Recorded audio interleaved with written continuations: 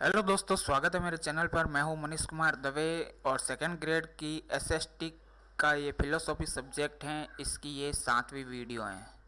तो सबसे पहले हमने फिलोसॉफी के अंदर वेद और उपनिषद पढ़े, फिर निष्काम कर्म और गीता, फिर जैन दर्शन, बौद्ध दर्शन, गांधी दर्शन और सुकरात का मेथड। अब हम पढ़ेंगे कार्टेशियन मेथड मतलब देकार्त का। इसके बाद में हीडोनिज्म, ये सब पढ़ेंगे अपन।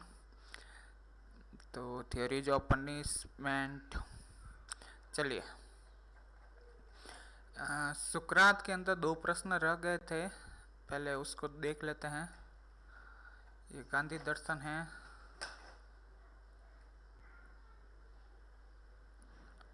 ये रहे। देखिए, एक तो सेकंड ग्रेड में पूछा था, ये मैंने बताया नहीं था, ये मिस हो गया था। बुराई सदैव अनैच्छिक है, बुराई सदैव अनैच्छिक है, ये सुकरात ने कहा था। बुराई सदैव अनैच्छिक है। और एक आरएस का प्रश्न रह गया था, व्यक्ति बनो, ये सुकरात का मत है, व्यक्ति बनो। तो बुराई सदैव अनैच्छिक है, सुकरात ने कहा था, और व्यक्ति बनो सुकरात का मत है।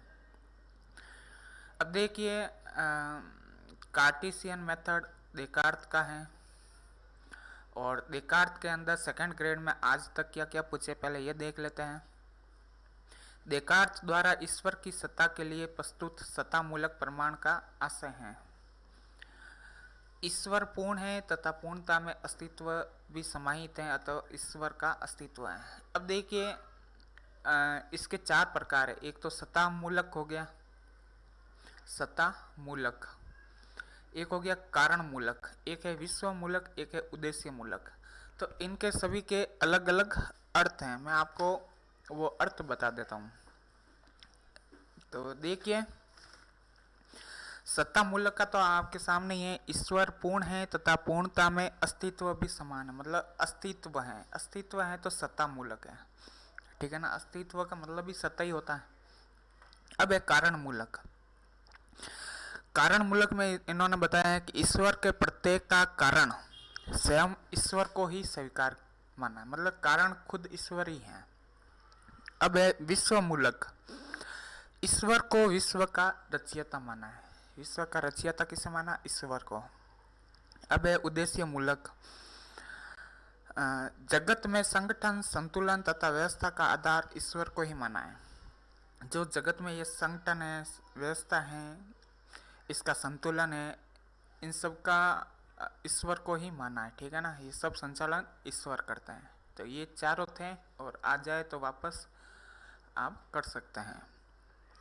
मैं सोचता हूँ इसलिए मैं हूँ, यह कथन किसका है? यह कथन है देकार्त का। सरल प्रतिज्ञप्तियों जो स्पष्ट और स्वयं सिद्ध हो, उनको देकार्त के अनुसार निम्नलिखित में से किस विधि से प्राप्त किया जा सकता है? आगमनात्मक विधि है। अब देखिए, इस पर इन्होंने बोनस दिया है। क्यों दिया है ये पता नहीं, लेकिन आगमनात्मक विधि भी इससे संबंधित ही है। सरल प्रतिज्ञप्तियाँ जो स्पष्ट और स्वयं सिद्ध हो, उनको देकार्त के अनुसार आगमनात्मक विधि में रखा गया है। निम्न में से देकार्त की दार्शनिक विधि कौन सी है?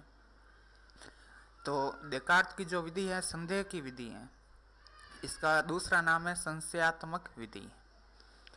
देकार्त का कार्यकारक कारक मूलक तर्क ईश्वर की सत्ता सिद्ध करता है। अब सत्ता आ गया, सत्ता किसमें है? अस्तित्व में। तो ज्ञाता के मन में ईश्वर के विचार के कारक के रूप में, ज्ञाता के मन में ईश्वर के विचार के कारक के रूप, कारण के रूप में। देकार्त के अनुसार स्वयं सिद्ध सत्य क्या है? तो मैं सोचता हूँ इसलिए मैं हूँ। देकार्त के मत में यथार्थ ज्ञान की प्राप्ति के 2 स्रोत हैं, सहज ज्ञान और निगमन ज्ञान।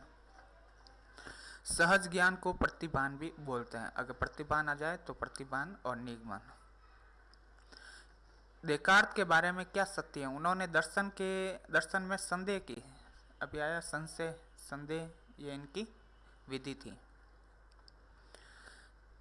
अब देखिए, ये तो थे सेकंड ग्रेड में पूछे गए। आज तक 2010 से 2019 तक 8 पेपर हुए हैं। 8 पेपर में एक एक सवाल पूछा गया है।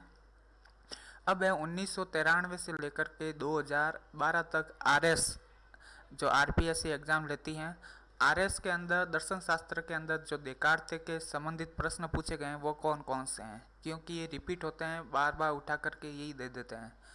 तो देखिए आरपीएससी ने क्या क्या पूछा। देकार्त का दर्शन है द्वैतवादी। क्या है? द्वैतवादी। देकार्त के दर्शन में ईश्वर के अस्तित्व के लिए सत्ता मूलक तर्क। देखिए सेम टू सेम पूछ लिया, सत्ता है तो अस्तित्व है। बुद्धिवाद देकार्त को कहा जाता है।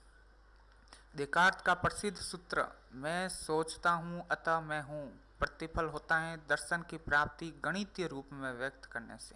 ये याद रखना, गणितीय था देकार्त। देकार्त के मत में यथार्थ ज्ञान की प्राप्ति के दो साधन। ये भी प्रश्न पूछ लिया है, सहज ज्ञान और निगमन ज्ञान। सहज ज्ञान का अन्य नाम क्या है? प्रतिभान। देकार्त है बुद्धिवादी। मैं चिंतन करता हूँ इसलिए मेरी सत्ता है, यह सिद्धांत देकार्त का है। एक ही बात है, मैं सोचता हूँ इसलिए मैं हूँ। देकार्त के अनुसार आत्मा का प्रमुख निवास। अब देखिए मैंने इसको नेट पे सर्च किया तो पिनियल ग्रंथि आया है, और पिनियल ग्रंथि ही सही है, लेकिन इसमें ऑप्शन में अब पिनियल ग्रंथि कहीं पर भी नहीं है।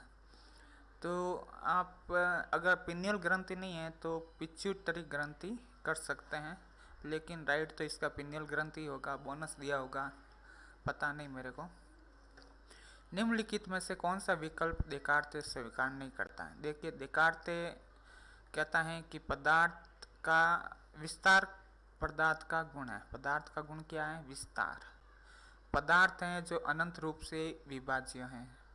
पदार्थ का जो लघुतम अंश है वो अणु है जो अविभाज्य हैं। ये नहीं कहता है। ये देश अनंत रूप से क्या है? अविभाज्य है, विभाज्य नहीं है, ये ध्यान रखना। देकार्त हैं बुद्धिवादी और वस्तुवादी। देकार्त द्वैतवाद से संबंधित हैं। कौन बुद्धिवादी हैं? तो देकार्त हैं। तो आज तक आरपीएससी में यही प्रश्न पूछे गए हैं देकार्त से संबंधित। तो मिलते हैं नेक्स्ट वीडियो में। अगली वीडियो है हमारी कांट से संबंधित होगी, कांट का मेथड। तो ठीक है दोस्तों, तब तक के लिए जय हिंद।